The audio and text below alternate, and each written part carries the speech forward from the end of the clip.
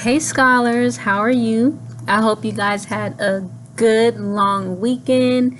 I will be seeing you guys on tomorrow, and we're gonna be starting something new on tomorrow. Okay, so this video is not gonna be very long, but I want to go through some vocabulary that's important for you to know for the upcoming weeks. Okay, let's get started. We're going to be talking about persuasive text. Okay.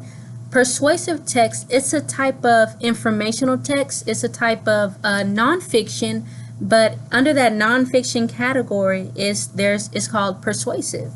The first vocabulary word is called hyperbole. The next is an opinion. You guys have probably heard of that one before. You have facts, evidence. You guys have heard that word before. Claim is a new word, but it's very important for this week. Claim. And then you have argument. Whenever we are looking at persuasive text, the author always has a claim. Okay, for example, here's a question for you. Who thinks that students should not be required to do homework? Now, some of you think that students should do homework. Some of you think that students should not be required to do homework. Now, it depends. Some people think this, other people think that.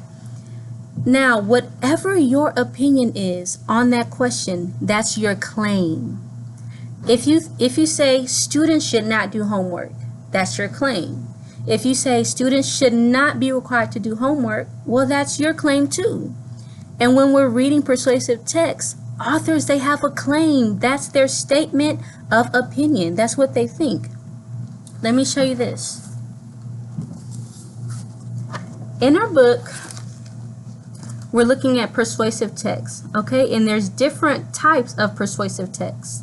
You have an argument, and an argument, that's to advertisement. Advertisement, that's to promote a product. You have letters to the editor, that states an opinion or point of view.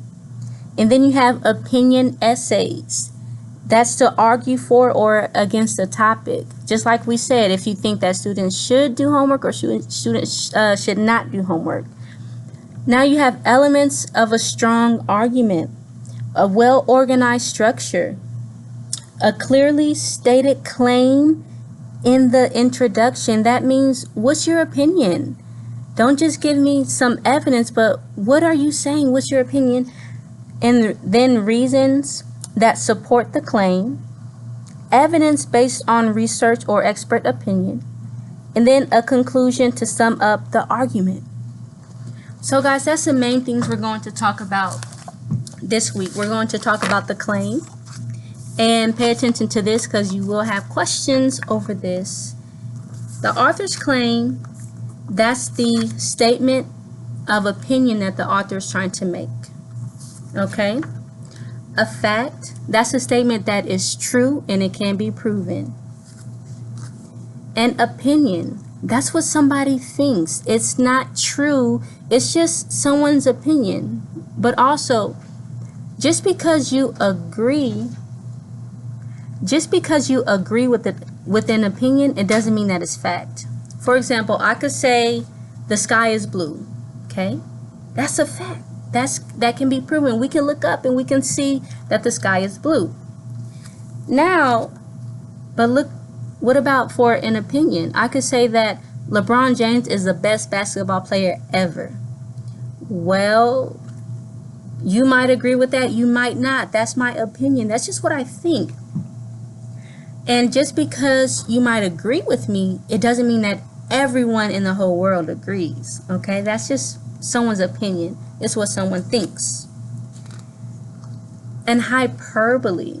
A hyperbole, it's a part of speech to where you are really overdoing something. You're oversaying something. It's like you're saying it, you're being very, you're exaggerating. If I say LeBron James is the best player in the whole wide world, you see how I exaggerated that statement? That's a hyperbole. Hyperbole is usually in an exclamation point. The evidence. The evidence is when the author gives facts or opinions that support their claim. Remember, the claim is what the author believes. The claim, you guys should know, it's a statement that the author is trying to make, trying to persuade other people to believe as well. That's the whole point of their essay, the whole point of their story. Argument.